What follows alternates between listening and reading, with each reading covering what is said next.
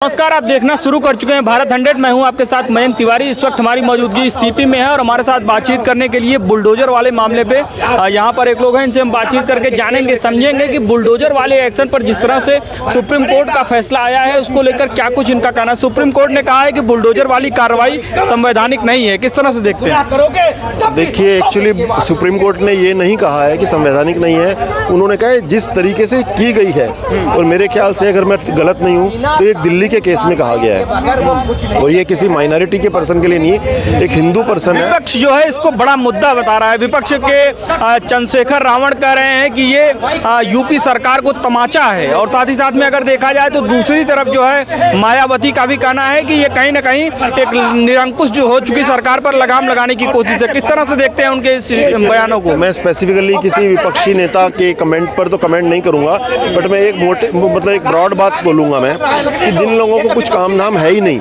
जिन लोगों ने हम ऑलमोस्ट ऑलवेज करप्शन किया है, भ्रष्टाचार किया है जब भी वो सत्ता में आए हैं, उन लोगों से और क्या आशा की जा सकती है? वो हमेशा ही जो है लोगों को बहकाते हैं, झूठ फैलाते हैं और जनता को मूर्ख बनाते हैं। उनका यही काम है। हालांकि सुप्रीम कोर्ट ने ऐसा बिल्कुल नहीं कहा है कि ये जो बुलडोजर से घर गिराना किसी का असंवैधानिक है, बट उसने कहा है, माननीय सर्वोच्च न्यायालय ने कहा है कि इसमें कुछ मर्यादाओं का, कुछ लिमिटेशंस को फॉलो करना है, पालन करना है।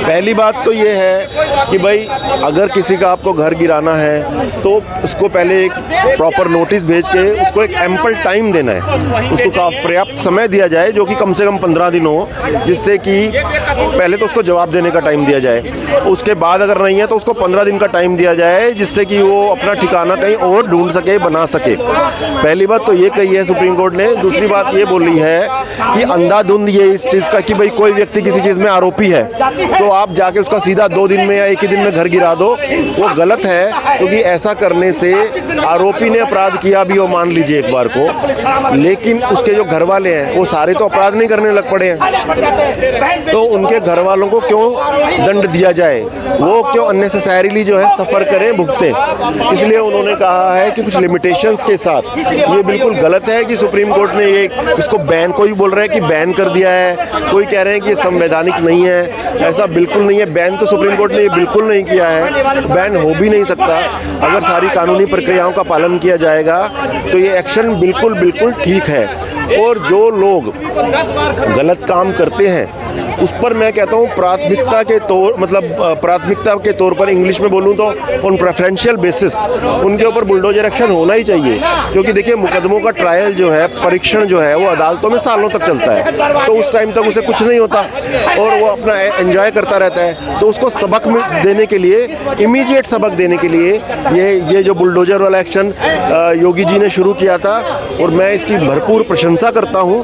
बट जो माननीय सर्वोच्च न्यायालय ने जो मर्यादाएं बोली हैं अपने इस डिसीजन में, उसका समझ गए। क्या कहना चाहेंगे बुलडोजर एक्शन पर?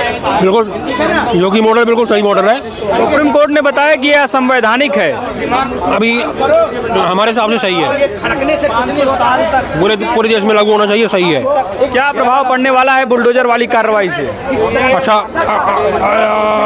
अच्छा ही पड़ेगा, एक दिन पूरे देश में चलेगा। 29 के बाद अभी थोड़ी रुकावट आएगी, एक दिन पूरे देश में चलेगा। चलिए, और लोगों से बातचीत करके उनकी राय जानेंगे और समझेंगे कि किस तरह से जो है बुलडोजर वाली कार्रवाई किस तरह से देख रहे हैं। बहुत अच्छा है बुलडोजर की कार्रवाई, और ऐसी होती रहेगी। पर न्यायालय का जो आदेश आया है उसका मैं कदर करता हूं, पर कदर वहां तक करूंगा जहां तक जायज है। कदर वहां नहीं होगी जब बलात्कारियों को, गुंडों को सजा नहीं दी जाती है और लोग अपने घरों में बैठे रहते हैं, रोते रहते हैं और पिलकते रहते हैं, और कोर्ट में जाके चप्पलें गिर जाती हैं। आवाज बुलडोजर बाबा पे कहते हैं कार्रवाई गलत है। जब कानून सख्त होगा, कार्रवाई सख्त होगी, तब ये गुंडे कांपेंगे, वैसे कभी नहीं कांपेंगे। जाके 2000 रुपया देके थाने से छूट के आ जाएंगे, और ऐसे बहन बेटियों का बलात्कार होता रहेगा, फिरौती होती रहेगी, गुंडागर्दी होता रहेगा, कभी मुक्त नहीं होगा। नगीना से सांसद हैं चंद्रशेखर रावण का कहना है कि यूपी सरकार के मुंह पर यह तमाचा है। चंद्रशेखर रावण की तो मैं बात ही नहीं करूंगा। वो बरगलाने की कोशिश करते हैं दलितों को, वो बरगलाने की कोशिश करते हैं। उनके बरगलाए में कुछ लोग तो उन्हीं के खिलाफ हो चुके हैं, कुछ लोग उन्हीं के खिलाफ हो चुके हैं। और ये क्या बताएं इसको, नीला कबूतर है। इसको क्या बोले बताइए। वो खुद को ही सोचना चाहिए कि मैं किसके लिए काम कर रहा हूँ, किसके लिए नहीं काम कर रहा हूँ।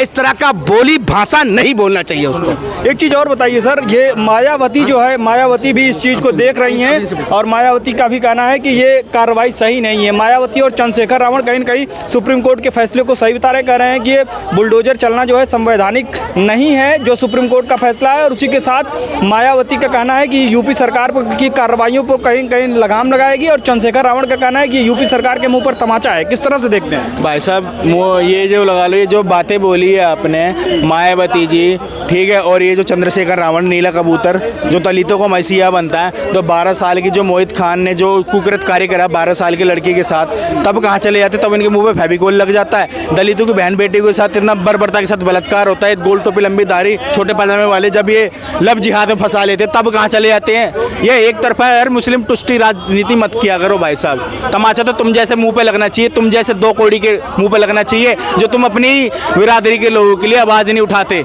मुंह में फेविकोल चिपका लेते हो। और एक तरफ जो वो न्याय कर रहे हैं हिंदू हृदय सम्राट योगी आदित्यनाथ जी, तो सही तो कर रहे हैं। वो गलत क्या है इसमें भाई? चाहे कोई दोगला हिंदू हो, चाहे कोई गद्दार मुसलमान हो, उसके ऊपर बुलडोजर चलेगा तो चलेगा, चाहे कोई माइका लाल आके रोक ले, कोई रोक नहीं सकता। ठीक है, सुप्रीम कोर्ट तक भी नहीं रोक पाएगा उसको। सुप्रीम कोर्ट भी एक बार भी बोलेगा, 2 बार भी बोलेगा, कार्रवाई क्या बंद हो जाएगी? कार्रवाई होती रहेगी।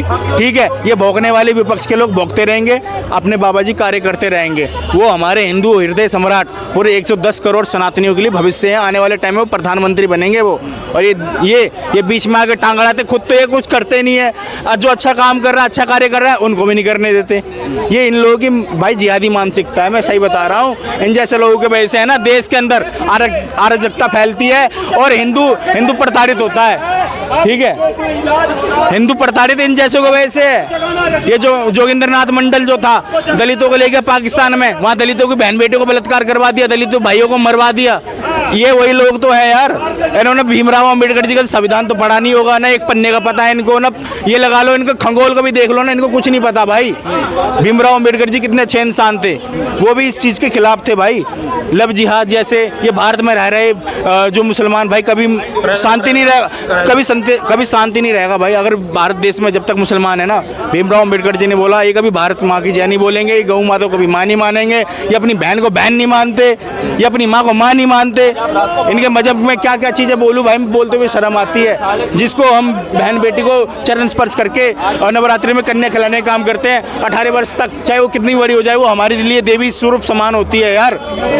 इन जैसे को थोड़ी ना पता कुछ भी। वो तो हमारे भीमराव अम्बेडकर जी भारत का विभाजन लिख के गए, वो तुम्हें सत्य लिख के गए हैं। जब तक इस भारत देश के अंदर मुसलमान रहेगा तो कभी भी इस भारत देश के अंदर शांति नहीं रहेगी। ये 110 करोड़ सनातनियों के लिए भाई चेतावनी है, सुन लो भाई।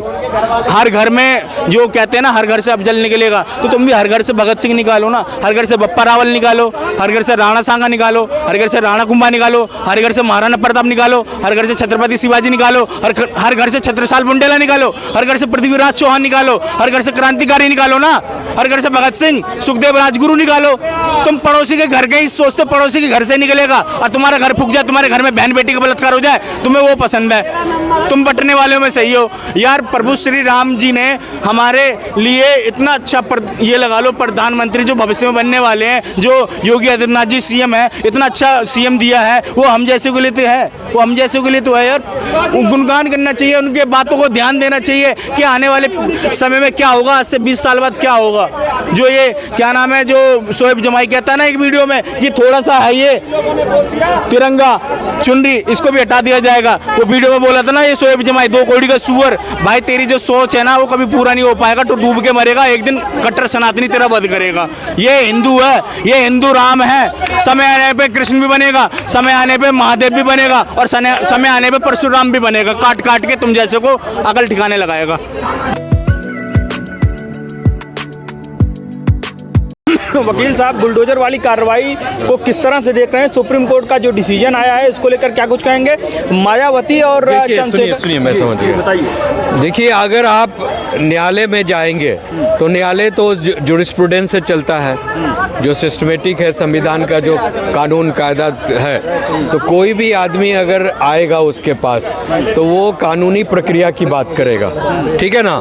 तो जो भी पिटिशनर गए थे तो कानूनी प्रक्रिया प्रक्रिया की बात हुई है। अब सवाल ये है कि अगर सरकार को मनोबल तोड़ना है, गलत लोगों का मनोबल तोड़ना है, समझे, तो सरकार को फिर से नया कानून बनाना होगा और उसको अमेंड करना होगा। बिकॉज अभी जो अवेलेबल कानून है उसके परिप्रेक्ष्य में ये जो है सुप्रीम कोर्ट ने ऑर्डर पास किया है, समझे ना, कि you have to follow the procedure, you have to notice them, you have to make them aware that these are the illegal occupation. जो अपराधी है उसके ऊपर बुलडोजर चलना न्याय संगत नहीं है। देखिए, सवाल ये है कि किसी पर एफआईआर होने से अपराधी वो सिद्ध नहीं होता है। उस कोर्ट का जो ट्रायल सिस्टम है, तो ट्रायल में एविडेंस ट्रायल होता है, एविडेंस के बाद ऑर्डर पास होता है, ट्रायल के बाद तब वो अपराधी है या नहीं है उस पर। ये बात अलग है कि एविडेंस ट्रायल में सैकड़ों साल लग जाते हैं, आई मीन जो 10, 20, 50 साल भी लग जाता है, जिसके कारण जो है जो हम लोग के सिस्टम जो है देश का इतना नाजुक और लचीला है कि इस बीच जो है अपराधी लोग का मनोबल बढ़ जाता है कि हमने अपराध कर दिया, बेल हो गया और हमको जो मन उस क्राइम को रिपीटेडली ऑफेंड करता है, वो लोग ऑफेंडर रिपीटेड ऑफेंडर हो जाता है। तो इस पर अब कानून को अमेंड करना होगा, बिकॉज सुप्रीम कोर्ट कानून के बाहर जाकर जजमेंट नहीं दे सकता है। तो ये अगर चाहिए सरकार को कि बुलडोजर एक्शन करना है या जो भी करना है आउट ऑफ वे जाकर करना है, तो अगर आउट ऑफ वे जाकर करना है तो आउट ऑफ वे जाकर कानून भी बनाना होगा, समझे। ये कानूनी प्रक्रिया को फॉलो नहीं करना, उसको एक ऐसा बनना होगा कि अगर किसी के घर में किसी ने क्राइम किया, हाँ, तो ये एक्शन होगा भाई तुम्हारे घर के साथ, परिवार वालों का। ये कानून फिर से अमेंड करना होगा।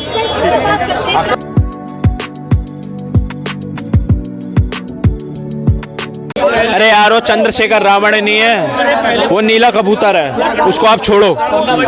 आप एक बात बताओ, सुप्रीम कोर्ट का फैसला आया कि वक्फ बोर्ड पे, सुप्रीम कोर्ट का फैसला आया शरीयत पे, सुप्रीम कोर्ट का फैसला आया कि भाई साहब हम सब्सिडी ले रहे हैं, वहाँ पे जा रहे हैं। सुप्रीम कोर्ट का फैसला आया 4-4 साल की बच्ची का रेप हो जाता है। सुप्रीम कोर्ट का फैसला आया, भाई साहब ये दिल्ली का हाल देख रहे हो, ये सुप्रीम कोर्ट का फैसला भैया हम तब मानेंगे जब पहले सुप्रीम कोर्ट दूसरों को समझाए, समझ रहे हो। सुप्रीम कोर्ट का फैसला तब सही रहेगा। सुप्रीम कोर्ट का फैसला है, ये क्या बात होती है यार कि बुलडोजर, ये क्या बात होती है, मुजरिमों के घर में बुलडोजर चल रहा है, आरती उतारने वालों के या किसी उस पे बुलडोजर नहीं चल रहा भाई। जो किसी की माँ बेटी का रेप करता है, जो किसी की जमीनें हड़पता है, उस पर बुलडोजर चल रहा है, समझ रहे हो। सुप्रीम कोर्ट क्यों, सुप्रीम कोर्ट बोलता है भाई साहब कि तुम दिवाली पे बम मत जलाओ, सुप्रीम कोर्ट बोलता है तुम पानी मत फेंको, पानी वेस्ट मत करो, सुप्रीम कोर्ट ये बोलता है जानवरों को मत काटो, सुप्रीम कोर्ट ये बोलता है। तो क्या है यार, सुप्रीम कोर्ट बोले, दोनों तरफा बोले तो बात बनेगी, समझ रहे हो, एक तरफा बात नहीं बनेगी जी। चंद्रशेखर रावण और मायावती का जिस तरह से स्टेटमेंट आ रहा है, अपनी पॉलिटिकल स्ट्रेटजी को वो आगे बढ़ा रहे हैं कि ये चीजें यार, चंद्रशेखर रावण ये 2 टके की औकात का आज नेता बना है यार। आप क्या बात कर रहे हो, चंद्रशेखर रावण यार कोई बहुत बड़ी तोप है क्या? चंद्रशेखर रावण कौन है? चंद्रशेखर रावण मैं नहीं जानता यार। 12 साल की बच्ची का रेप हुआ अयोध्या में, तो कुत्ते का बच्चा बोला नहीं चंद्रशेखर रावण, और आज चंद्रशेखर रावण 2-2 टके की औकात के नीले कबूतर आज हमें ज्ञान दे रहे हैं। ये साढ़े साले पिटे जाएंगे, इनका भूत बनाया जाएगा, इनका कोई कर्तव्य नहीं है भैया। इनका कर्तव्य है कि मुसलमानों के साथ वो करना, मंदिर से इनको दिक्कत है, समझ रहे हो। सारे मंदिरों से तनख्वाह ले रहे हैं, 6 लाख करोड़ रुपए मंदिर से आता है, तो सरकारें चल रही है इनकी, और ये बात करते हैं मंदिरों की। ये भाई साहब इनकी कोई औकात नहीं है चंद्रशेखर की, इनको छोड़ो। जो संविधान है, पहली बात तो संविधान से तो देश चल ही नहीं रहा यार, संविधान से देश चल रहा था यार, शरीयत से देश चल रहा था यार, क्योंकि वक्फ बोर्ड था संविधान के अंदर, शरीयत थी संविधान के अंदर, ठीक है, सब्सिडियां संविधान के अंदर, 12 बच्चे वालों का संविधान के अंदर टैक्स वो कर रहे हैं। तो भैया हम नहीं जानते, हमारा एक है बाबा बिल्कुल अच्छा काम कर रहे हैं और सही कर रहे हैं।